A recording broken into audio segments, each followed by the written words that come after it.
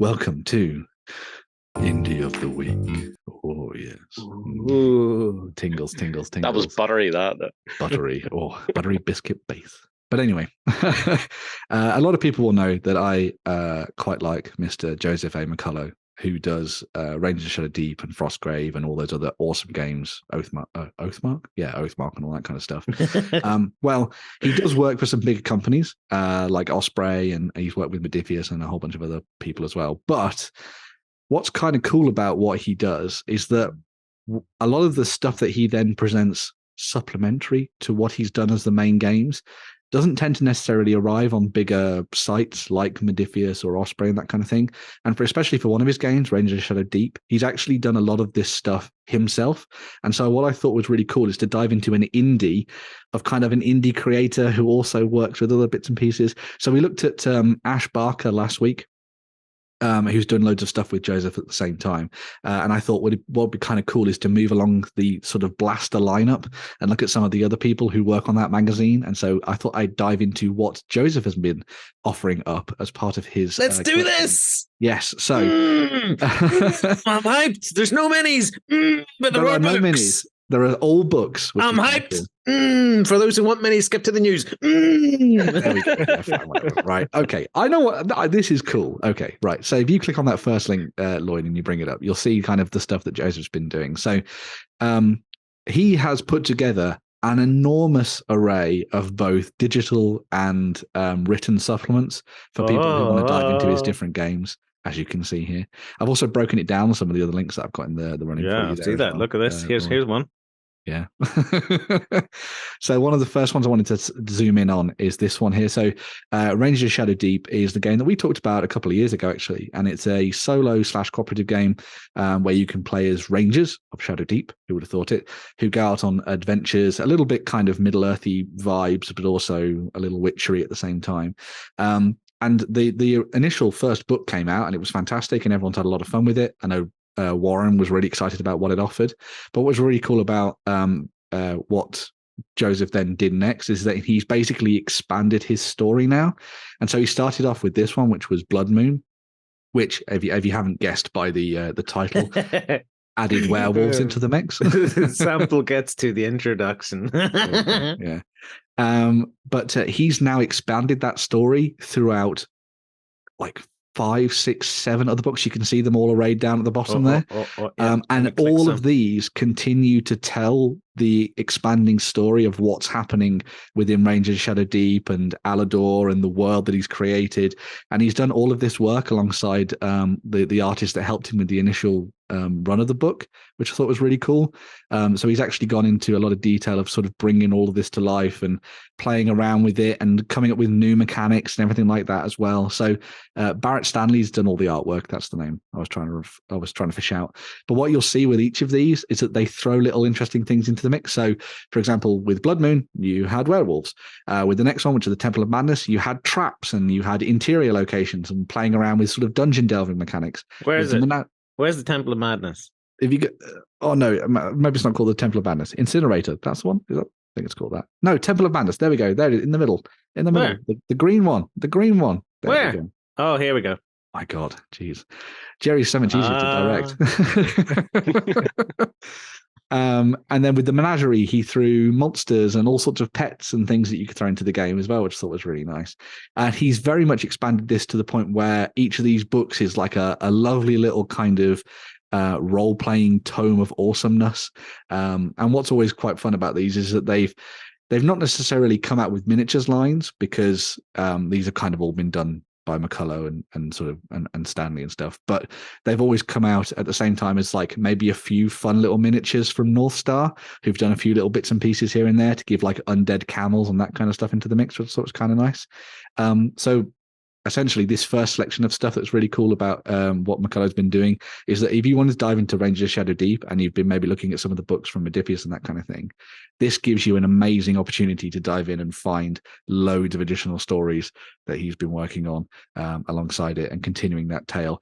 The latest one that he did is very much focused on kind of like finishing off this first big story and trying to rescue this prince and stuff. And it's been really fun seeing how it all comes together over the last little while. As well There's as a the hell of kind a of lot of them. yes, Yeah. there are.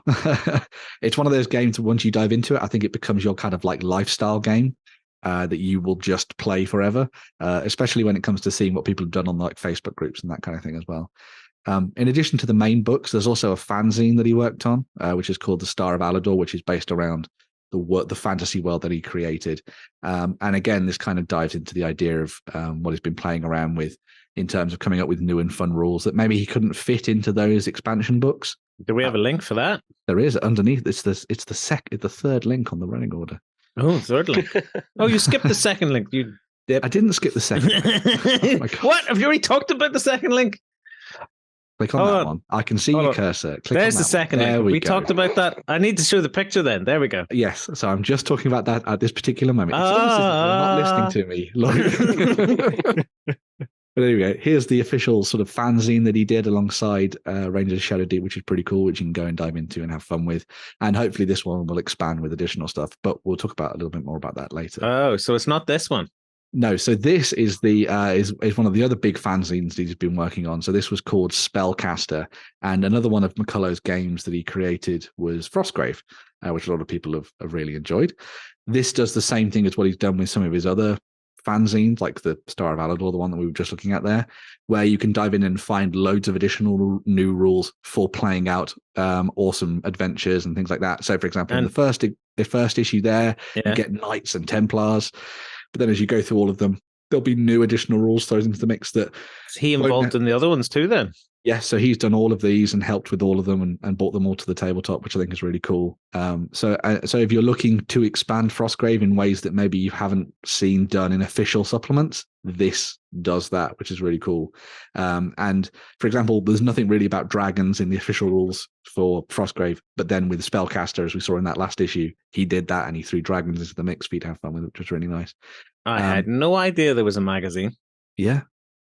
This is why bringing this to everybody is such a cool idea. Yes, there are no miniatures, but this is kind of stuff that I think a lot of people will be really interested to dive into and have a look at, because a lot of people really like these games and they love there what you McCullough go. does. Anybody who skipped to the news has missed out. Idiots. But yeah, so the other thing that's really nice about these is that you can either get them in PDF or you can actually get a lot of them printed as well. So there's got like a print on demand, which is kind of cool if you want to dive into and have fun with that. There's also the link. There was another link to Grave Mutations that I wanted to show off as well. Yeah, we got that. Lloyd. So I'm got you. I got you covered. Look at that. Yeah. So this was another one of the more recent supplements that he came up. Well done, Lloyd. You're on brand. Sweet. This is another one of the supplements that he did more recently that hasn't come out through Osprey, but was something that he wanted to work on himself because he wasn't entirely sure that you'd be able to sell a book that just came with mutations in it. So he just decided to do it as a little indie project, as you can see here. Let's see how far the preview goes. Oh, we started the introduction this time. We started the introduction. So this is, as you might have guessed by the title, a set of mutations that you just roll on to see what happens to your weird characters. So maybe they get really big feet for hands, or they grow horns, or they turn into a tiger, and all these kind of things. So it's just a really cool little resource of kind of fun things for you to play around with. And I love the way I was scrolling past this picture and you say it completely the opposite way around. Really big feet for go. hands, but you got really big hands for feet. That's the thing with mutations, they can go. He's gone all everything everywhere all the time here, huh? Yes. Hot dog hands, yes. Can you believe how many Oscars that won? It's a beautiful film, so I'm glad that it did. But there you go. As you can see, it's just a really big book of tables, which I think is amazing. And it's kind of stuff, why not have walrus tusks? Yeah, look at that. Yeah. There's plenty of stuff in this example. Yeah. Is there any of the book that's not in the sample? We'll see if it gets to 100. Oh, it does. Well, even more than that. So. There we go. Oh, big ears. Big ears. Yeah. The last one that I wanted to show off is the Old Bones one, which is his most recent sort of zine that he's put together. So this again has been designed to cover not just one game, but lots of them. And so he's put this together so that he can put in rules for essentially all of his games. So Rangers and Frostgrave and Stargrave and Ghost Archipelago and all those kind of games as well. And so this one's the newest one. I think it came out towards the tail end of last year, or it might have been slightly into this year. And hopefully, as more ideas come to McCullough's mind, he'll start to create more stuff for these zines. So if you're looking for kind of weird and esoteric things that you want to throw into your games of, well, any of his games, then it's really worth coming and having a look at his little section on DriveThruRPG, because he's designed loads of fun little things that have just sort of come to mind. And he's those are like proper hot dog fingers, but tentacle wise at the same time. So if you want to dive into his games and find out some weird esoteric stuff, this is definitely the place to come. There's also I wanted to put in a link to his blog as well. So McCullough has like a hobby blog where he talks about sometimes the design of what he's been working on, but he also just shows off some of the things that he's been painting and that kind of stuff as well. And so if you're looking to sort of delve a little bit into the mind of the creator, then it's fun to come and check out the Renaissance Troll, where he's been kind of breaking down all the things that he's been doing and playing and stuff like that. That's the latest of the supplements that he worked on there, as you can see. But he also has a penchant. There's a building. There's a particular building with a floor that's hidden. It's sort of halfway between two floors, and it's tiny. And there's a hole you can climb through, and then you can become John McCullough. Yeah. What? What? He's making a joke about being John Malkovich. Or Joseph McCullough. I want to make a John McCullough. Being Joseph McCullough. That would be interesting. That would be interesting. Yeah. But yeah, so if you're interested in looking at the design and stuff like that McCullough has been working on, definitely. Did that go over your head there, John? Because it wouldn't be difficult with how low down you are. There we go, getting it fixed. There you have me. Yes, that looks less dopey now than Thanks. Than tiny little John. But yeah. So a little bit of a different one and a quick one this time around for Indie of the Week. But as I say, if you have any interest in any of McCullough's games, definitely go and check out his DriveThruRPG page, because, as I say, he's very much an indie creator in many regards and has been doing some amazing stuff. So go and have a look at it. Well, we go and catch up with the people who think they're cool and skip to the news. Yeah, let's do that.